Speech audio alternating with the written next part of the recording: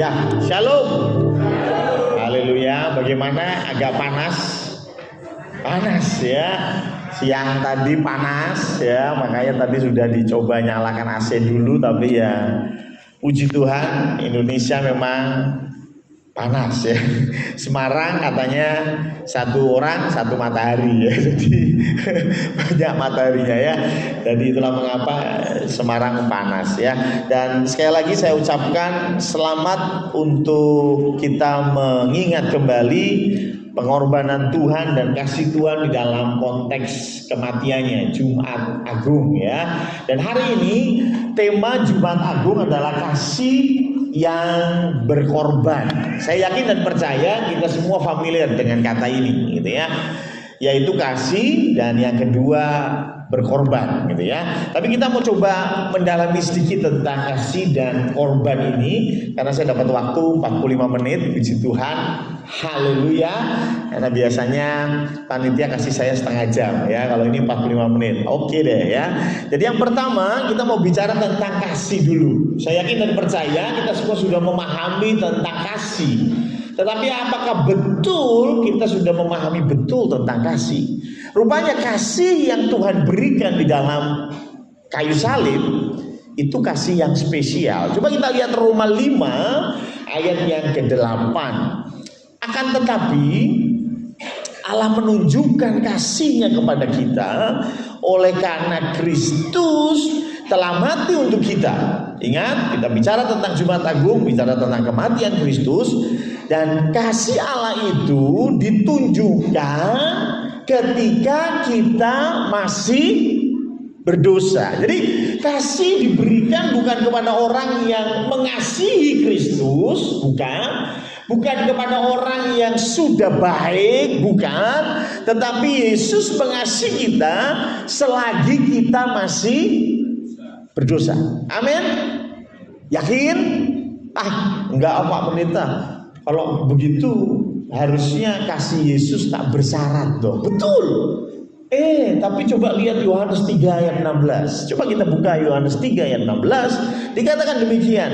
Karena begitu besar kasih Allah akan dunia ini, sehingga Ia telah mengaruniakan Anak-Nya yang tunggal, supaya setiap orang tidak binasa. Ada yang salah? Supaya setiap orang tidak binasa, melainkan beroleh hidup yang kekal. Kan harusnya gitu dong. Katanya kasihnya Allah tak bersyarat. Harusnya supaya setiap orang, udah titik, nggak usah dikasih syarat dong Pak Pendeta. Betul nggak? Tapi di sini Tuhan bilang supaya setiap orang yang percaya. Jadi ada syaratnya nih. Loh, tadi katanya kasihnya Tuhan itu tidak bersyarat. Sekarang kok kita bicara kasih Tuhan ada syaratnya, yaitu percaya. Nah, coba kita lihat di dalam 1 Yohanes 4 ayat yang ke-8, lanjut lompat ke 16. Barang siapa tidak mengasihi, ia tidak mengenal Allah. Sebab Allah adalah kasih. God is love. Gitu ya. Ayat 16, kita telah mengenal dan telah percaya akan kasih Allah kepada kita. Allah adalah kasih, dan barang siapa tetap berada di dalam kasih, ia tetap berada di dalam Allah dan Allah di dalam dia. Jangan bingung, di sini ada kata-kata bahwa ia tetap di dalam Allah dan Allah di dalam dia. Kalau kita percaya, betul ya? Barang siapa tetap berada di dalam kasih, syaratnya adalah kita telah mengenal dan telah percaya.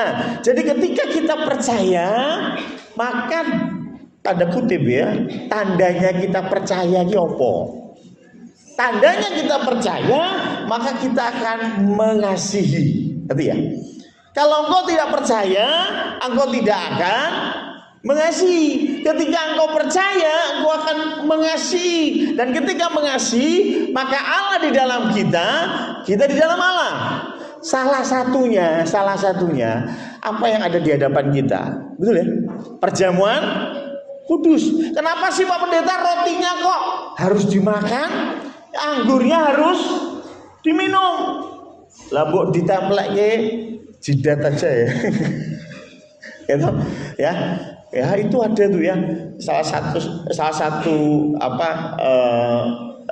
kebiasaan atau liturgi di gereja, ada juga namanya Rabu Abu gitu ya.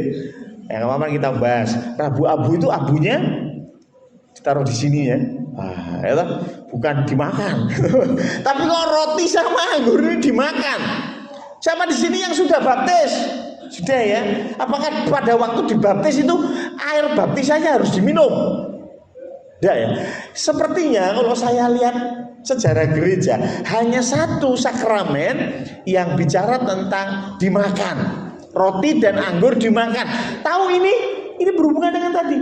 Ya, ia tetap berada di dalam Allah dan Allah di dalam dia. Jadi ketika kita makan roti, minum anggur, kita diingatkan, ada Allah di dalamku. Amin.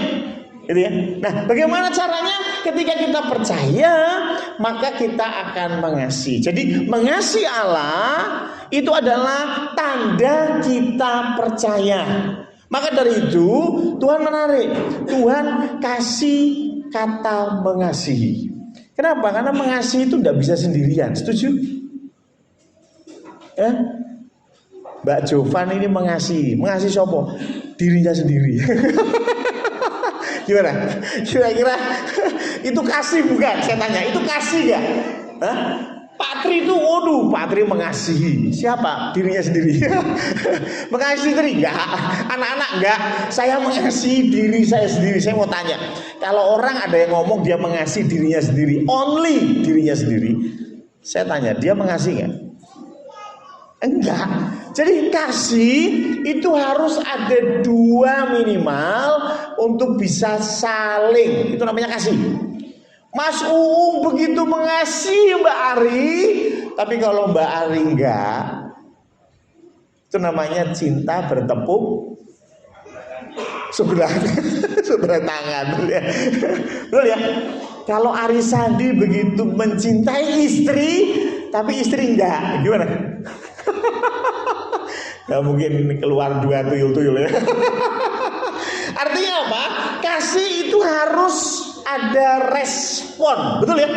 Loh, Tuhan mengasihi, Tuhan mengasihi, Tuhan mengasihi. Tapi begitu orang ini tidak mau merespon kasihnya, ya maaf, tidak akan terjadi keselamatan. Karena keselamatan berbicara tentang kasih. Amin. Paham ya? Jadi bukan berarti Tuhan mau kasih syarat, kita harus percaya dulu, kita harus bertobat dulu. No, percaya dan bertobat itu bukti kita, mengasihi dan bertobat itu bukti bahwa kita percaya. Kalau kita tidak percaya, ya kita nggak akan mengasihi. Nah, sekarang pertanyaan menarik adalah, rupanya kasih Allah ini bisa dijelaskan lebih dalam konteks Tritunggal. Allah Bapa, Putra, dan Roh Kudus. Saya pernah sampaikan ini di mimbar, saya lupa kapan, tapi saya bilang begini, dulu saya punya konsep teologi begini. Kenapa Tuhan ciptakan manusia? Kenapa Tuhan ciptakan Bang Andre? Iseng Pak. Ada yang jawab begitu? Ya, saya juga berpikir mungkin iseng. Enggak ya. Ya, saya yakin Tuhan menciptakan Bang Andre itu pasti ada tujuan. Tuhan ciptakan Mbak Rini itu pasti ada tujuan, betul nggak? Tujuannya apa? Kemudian saya mulai baca Alkitab dan muncul satu teori. Saya punya pemikiran bahwa Tuhan menciptakan manusia supaya Tuhan bisa mengasihi kita. Wah, luar biasa ya. Wow. Berarti Allah menciptakan manusia supaya kita ini jadi objek kasihnya. Ya toh? Satu-satunya yang dikasih Tuhan, yang tanda kutip bahkan di dalam konteks kasihnya ada pengorbanan, itu hanya manusia. Malaikat itu berdosa enggak? Halo, kalau konteks teologi, malaikat itu berdosa nggak? Ada yang berdosa. Tidak semua, tapi ada malaikat yang berdosa. Kira-kira ada yang tahu malaikat yang berdosa dadi apa? Dadi wewe gombel itu. Ya, malaikat yang berdosa, malaikat yang jatuh dalam dosa itu si iblis. Pertanyaan saya, apakah Tuhan berkorban untuk iblis? Mari kita berdoa, kita bikin iblis bertobat. Ya, gitu Mas Alfian, KKR. Si Dinda sopo? Setan-setan Pak Pendeta itu ben tobat itu. Maaf ya, tapi di kayu salib Tuhan dikatakan karena begitu besar kasihnya kepada manusia, bukan kepada malaikat. Dalam konteks ini salah satunya malaikat yang jatuh adalah iblis. Artinya kita ini sebagai objek kasihnya gitu ya. Kelihatannya wow, kelihatannya konsep ini cantik dan luar biasa. Tapi maaf, salah. Sekarang saya tahu apa yang saya amini dulu itu salah. Kenapa sih? Kenapa? Karena lihat coba kembali ke kembali ke 1 Yohanes 4 ayat 8. Sebab Allah adalah kasih. Jadi Allah itu kasih, ada dan tidak ada manusia. Nah sekarang kalau tidak ada manusia nih, Allah itu kasih bukan? Kasih itu mengasihi sopo. Ingat, kasih tidak bisa sendiri. Kasih itu nggak bisa sendiri. Ya toh? Tante Iren mengasihi siapa? Sendiri, dirinya sendiri. Ya toh? Di kaca mesam-mesem, ya toh? Mengasihi dirinya sendiri. Itu kalau nggak ya 2-3 hari lah mungkin berobat ya. Tapi kalau secara umum, wah ini kacau ya. Ini bukan kasih, itu namanya egois, betul ya.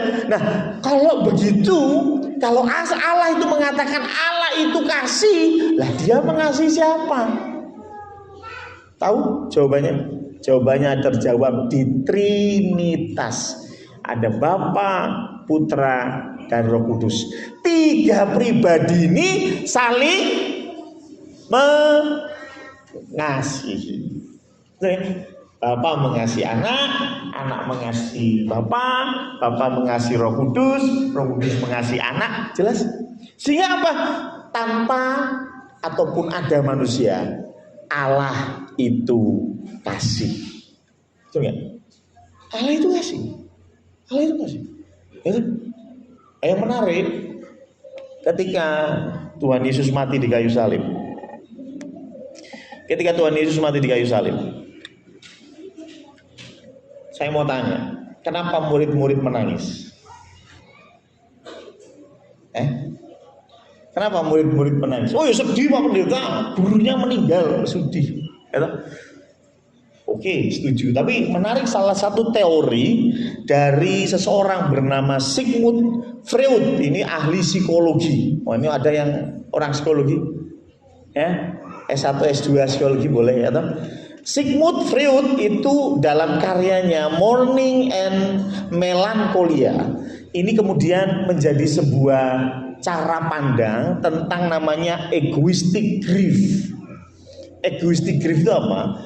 Orang ini ketika kehilangan seseorang, dia menangis, dia bersedih. Tapi sebetulnya dia bukan bersedih karena orang yang meninggal, tetapi dia bersedih karena dirinya sendiri. Kok bisa? Maaf ya, contoh. Seorang anak kecil, kemudian tiba-tiba papa mamanya atau papanya meninggal. Dia menangis. Kenapa? Sebetulnya dia khawatir. Terus aku piye sesuk? Mama nggak ada, mama meninggal. Terus saya makan gimana? Papa meninggal. Terus nanti gimana ekonomi keluarga? Ketika suami meninggal, istri menangis. Itu rupanya menurut teori psikologi tidak selalu itu menangis tentang kesedihan, tapi menangisi diri sendiri. Aduh suamiku meninggal, terus aku ya opo? Paham ya? Aduh suamiku meninggal, aku sekarang jadi janda. Gitu ya. Jadi kehilangan pegangan hidup, kehilangan harapan, kehilangan identitas itu termasuk di dalamnya. Bisa dibaca teorinya kalau mau ya. Tapi intinya ini satu kesedihan yang kemudian ditampilkan karena dirinya sendiri. Ya. Betul ya? Pertanyaan saya, kalau konsepnya seperti itu, apakah itu kasih? Jujur aja, ayo, apakah kasih itu? Ketika kita ditinggal istri, ditinggal suami, ditinggal mama, kita bersedih, atau mungkin ditinggal anak, ya anak kita meninggal, sedih. Kenapa sedih? Padahal aku berharap banyak anakku nanti yang ngopeni aku besok tua. Betul ya?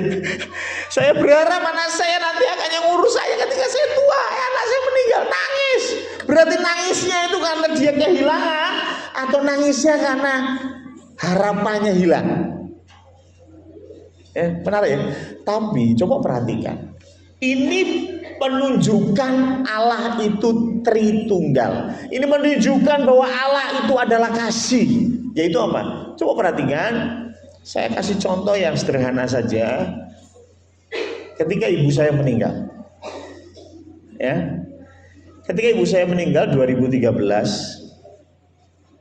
mostly anak-anak sudah besar semua, betul ya? Bahkan yang paling kecil pun sudah besar, apalagi yang besar sudah tambah besar, betul ya? Mbak Indah sudah berkeluarga, hampir semua sudah berkeluarga, hanya adik saya yang belum berkeluarga waktu itu, ya kalau masih ingat Bapak Ibu. Dan adik saya pun sudah bisa dibilang mandiri, karena waktu itu adik saya juga sudah bekerja, sudah bisa cari penghasilan sendiri. Terus kemudian ibu kami meninggal. Nangis? Sedih? Pertanyaan, sedihnya kenapa? Maaf ya, jujur-jujuran.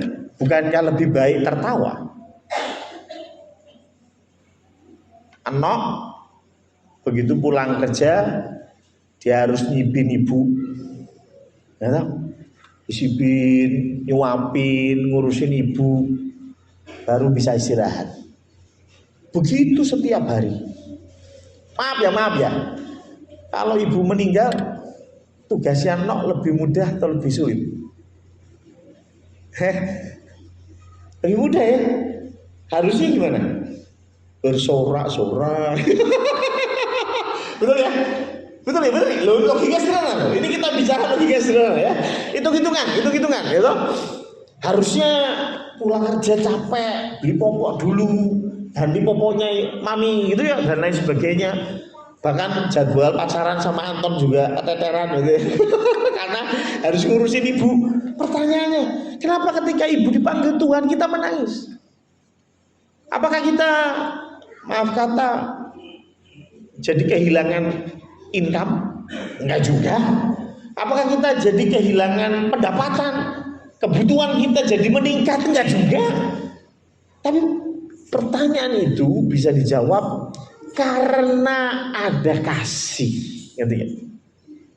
Kasih yang real, kasih yang sejati, bukan kasih yang dibalut dengan saya menangis, ternyata nangisnya karena piye selama ini yang kerja suami, sekarang suami sakit terus meninggal. Sorano sing nopang ekonomi. Yaitu bukan kasih namanya, paham ya? Tapi begitu kita bicara kasih, maka kasih yang esensial sebetulnya kita semua punya. Betul? Saya ingat waktu Bu Kuningsih dipanggil Tuhan, ya. Coba nangis deh. Nangis ya. Tapi jujur, Jovan sudah berkeluarga. Loh iya toh? Andre sudah berkeluarga dengan Jovan. Oh ya kayaknya sudah berkeluarga ya. Dan tentunya maaf sekali lagi. Seperti yang tadi kasusnya Bu Joko, harusnya kan bersorak-sorai. Ya, hari bebanku selesai satu gitu ya. Apakah begitu? Tidak. Kenapa? Karena kalian punya kasih. Ngerti ya? Pertanyaan saya, dari mana kasih itu? Bukankah Tuhan menciptakan kita serupa dengan gambarnya? Amin. Jadi kita ini punya kasih yang the real kasih, ya karena kita ciptaan Tuhan. Dan Tuhan ciptakan kita sesuai gambarnya. Jadi kalau kita mau tahu Tuhan itu seperti apa, kasihnya real. Anda pernah mempelajari dunia binatang lah ya? Ya, kalau binatang itu kan ya beda ya toh. Ya, koncone mati yo saya masih ingat sekali dulu saya SD ada Idul Kurban, tahu ya Idul Kurban ya, dan saya hobinya nonton nonton pas disembelih gitu ya. Tapi yang menyedihkan adalah ketika salah satu kambing sedang dieksekusi, ada kambing lain yang kayaknya nangis gitu. Kayaknya saya nonton sama si Nol ya. Mas, tuh lihat kambingnya yang itu nangis gitu ya. Mbaknya itu sambil nangis gitu ya, karena dia melihat temannya disembelih. Pertanyaannya dua, dia menangis karena temannya disembelih atau dia menangis barinya aku? Paham ya? Kalau si kambing ini berpikir dia nangis karena barinya aku, maaf, itu bukan kasih. Setuju? Tapi bukankah kita semua memahami bahwa kita ada di tempat yang benar? Kenapa? Karena ketika kita di dalam Allah dan Allah itu adalah kasih, maka kita ini punya kasih. Kasih yang betul-betul kasih. Bukan kasih yang dibalut dengan segala kepentingan dan keperluan, tetapi kasih yang betul-betul kasih. Kita menangis ketika ibu kita meninggal. Itu bukti bahwa Allah itu kasih. Dan Allah itu kasih hanya bisa terjadi kalau dia tunggal. Kalau dia tunggal, dia bukan kasih. Bagaimana dia bisa mengekspresikan kasih? Yang kedua, bicara tentang berkorban. Apa itu berkorban? Saya tahu, saya yakin, saya percaya Anda semua sudah mengerti tentang pengorbanan Kristus di kayu salib. Tapi yang menarik, kasih itu harus, saya kasih garis bawah, kasih itu harus disertai dengan keadilan. Amin. Kalau engkau mengasihi tanpa keadilan, itu bukan kasih juga. Anda punya anak, wis pokoknya anak njaluk apa wae dikai. Anak bikin salah apapun engkau maafkan. Saya mau tanya, apakah itu kasih? Cepat atau lambat Anda akan menangis bersama anakmu itu. Paham ya? Jadi kasih itu harus bersama dengan keadilan. Tapi maaf, keadilan juga harus berjalan bersama dengan kasih. Yang baru-baru ini sedang ramai di media sosial. Ini bukan saya mau mengungkit masalah politik ya, tetapi ada satu orang namanya Amsal Sitepu. Ada yang familiar dengan nama ini di media sosial? Dia bikin konten, project konten untuk profil desa. Tapi kemudian diciduk oleh KPK karena dituduh markup, ya markup biayanya. Tapi kalau saya lihat ya markupnya cuma sedikit ya. Maksud saya kalau mau buat dosa sekalian. dan ada banyak ahli lah, saya nggak punya kapasitas untuk memberi penilaian, tapi beberapa ahli mengatakan bahwa ini cacat hukum gitu ya, karena si Amsal ini memang sudah kasih proposalnya memang harganya segitu gitu ya, 30 juta kalau nggak salah, tapi dinilai oleh penyidik harusnya 24 juta, cuma selisih 6 juta itu. Makanya saya bilang, come on lah, 6 juta lu bikin masalah dengan polisi kan susah ya. Nggak cocok maksud saya. Nah ini yang saya bilang, keadilan tanpa kasih. Keadilan tanpa kasih itu bukan keadilan. Ketika kita masih ingat beberapa tahun yang lalu, ada seorang ibu, bahkan bisa dikatakan nenek, yang ambil kayu bakar, masih ingat nggak ya, di area perhutani, dan kemudian divonis penjara. Padahal nenek itu ambil kayu di hutan perhutani bukan untuk mebel diekspor ke Jerman, bukan ya. Hanya untuk kayu bakar, untuk masak di rumah. Tapi kemudian ditangkap dan diadili. Ya, saya lupa mungkin 5-10 tahun yang lalu. Saya mau bilang ini keadilan tanpa kasih. Pokoknya kamu melanggar, titik.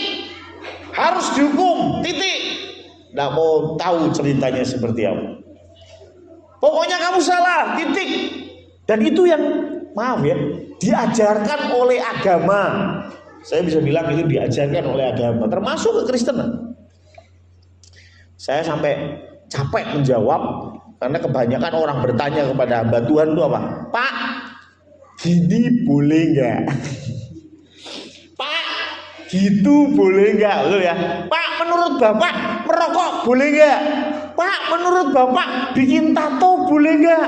Pak, menurut Bapak makan mie ayam babi boleh nggak? Mie ayam babi susah ya. Ini enggak boleh nih ya. Kalau mie ayam, mie babi gitu ya, jelas ya.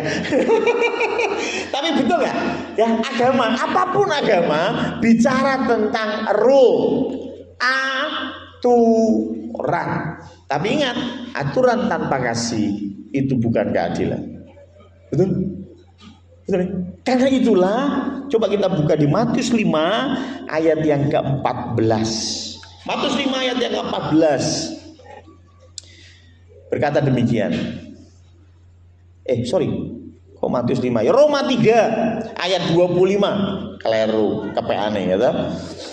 Roma 3 ayat 25. Kristus Yesus telah ditentukan Allah menjadi jalan pendamaian karena iman dalam darahnya. Hal ini dibuatnya untuk menunjukkan keadilannya, karena ia telah membiarkan dosa-dosa yang telah terjadi dahulu pada masa kesabarannya. Jadi Yesus mati di kayu salib itu bicara keadilan, tetapi juga bicara kasih dan keadilan Allah bersatu di dalam salib. Ini bicara keadilan. Walaupun banyak orang di luar sana, kalau Anda baca, lihat di medsos, ada yang punya statement begini. Tuh lihat, Abraham diselamatkan nggak? Halo, Abraham, bukan Abraham si tepu ya, Abraham di Alkitab ya. Ya, Abraham itu diselamatkan nggak? Diselamatkan. Pertanyaan kedua, Yesus sudah mati belum di kayu salib? Belum ya? Belum loh. Abraham loh, ini kita bicara Abraham. Abraham itu 2000 tahun sebelum Yesus lahir. Loh, Abraham itu diselamatkan? Selamatkan. Loh, padahal Yesus belum mati di kayu salib. Sehingga beberapa orang berkata, ngapain Yesus mati di kayu salib? Belum, nggak mati aja Tuhan bisa menyelamatkan. Masih ingat cerita bagaimana Tuhan Yesus khotbah? Oh, semua orang berkumpul banyak, kumpul jadi satu. Ada satu orang lumpuh, mau masuk nggak bisa. Terus kemudian dia panggil empat temannya bawa pakai tandu. Mau masuk nggak bisa, naik ke loteng. Yang sekolah minggunya bagus Mbak Ari, tolong dilanjutkan cerita saya. Setelah itu atapnya dibuka dan orang yang lumpuh itu diturunkan dari atap. Terus kemudian Yesus bilang apa? Dosamu diampuni. Loh, Yesus sudah disalib belum? Belum. Loh, kok Yesus bilang dosamu diampuni? Oh, berarti kan tidak perlu disalib. Konyol ini. Itu ngapain Yesus disalib? Ngapain Yesus mati? Ini ajarannya Paulus Sumarno. Ya, jadi Anda itu bukan Kristen, bukan pengikut Kristus, Anda pengikut Paulus Suwarno gitu. Apakah begitu? Saya pernah sampaikan ini, tapi mengulangnya lagi. Ingat bahwa Yesus mati untuk keadilan. Keadilan. Abraham itu punya dosa. Abraham punya kesalahan. Salah satu kesalahannya Abraham apa? Ada yang tahu? Dia ketua umum ISTI, Ikatan Suami Takut Istri, gitu ya. Itu ketua umumnya loh itu, luar biasa ya kan. Abraham ya, udah dikasih tahu janjinya anaknya akan lahir dari istrinya Sarah. Disuruh nikahi si Hagar, oke sajalah. Wah ini ya istri, ya istri, Ikatan Suami Takut Istri, gitu ya. Itu Abraham. Daud salahnya banyak. Wah, Daud itu salahnya banyak. Bahkan sampai Daud mau buat bait Allah, Tuhan bilang apa? Tanganmu penuh dengan darah. Ora pantes kowe bangun bait Allah. Bayangin. Artinya Daud ini banyak menjatuhkan, menghilangkan nyawa musuh-musuhnya. Jadi artinya apa? Ini semua orang dari Adam dan Hawa, semuanya itu berdosa. Semuanya harus bayar dosanya. Loh, kan Tuhan sudah tebus. Tebusnya di kayu salib. Jadi gampangnya begini. Contoh saya utang sama Pak Joko, gitu ya. Saya utang sama Pak Joko. Pak Joko nagih terus, ayo bayar. Wah, saya bingung. Tiba-tiba ada Pak Tri. Pak Tri ini ya 11-12 sama Raffi Ahmad gitu. Ya, uangnya tidak ada serinya gitu ya. Wah, terus Pak Tri ini bilang ke Pak Joko, Pak Joko, Pak Samuel, wis rasa ribut, nanti utangnya Pak Samuel saya yang bayar.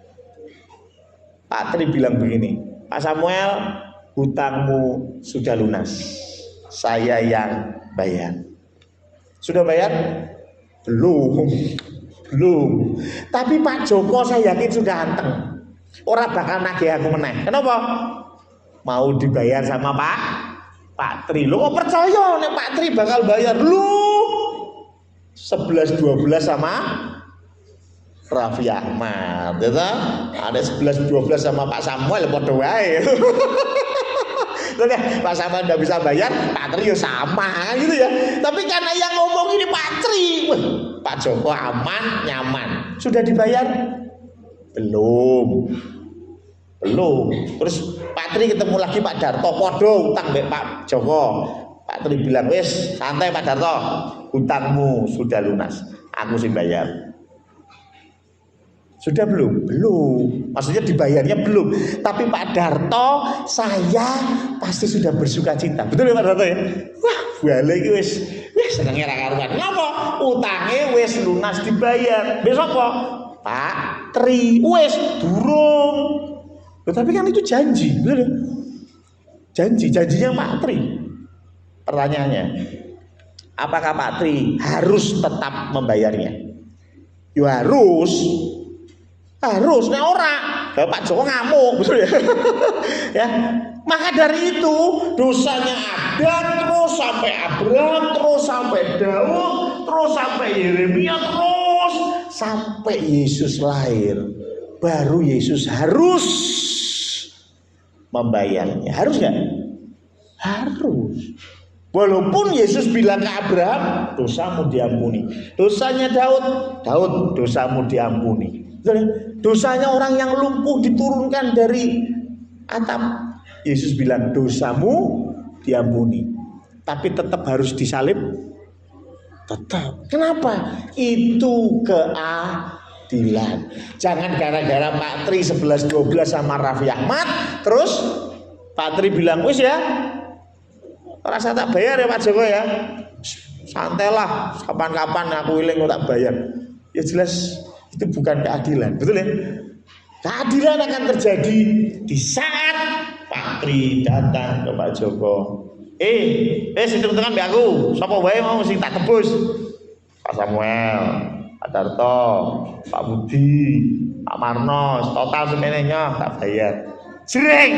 Maka firman Tuhan bilang, kamu sudah dibeli dan lunas dibayar.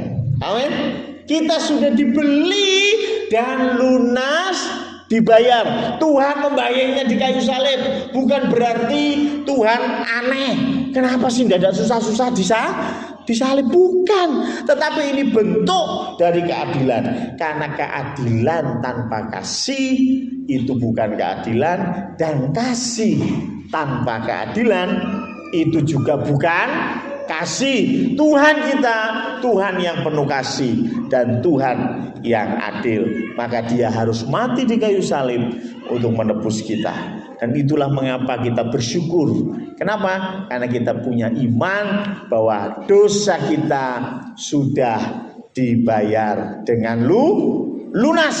Bukan dengan harta yang mahal, tetapi dengan darah yang tak ternilai harganya. Haleluya. Amin.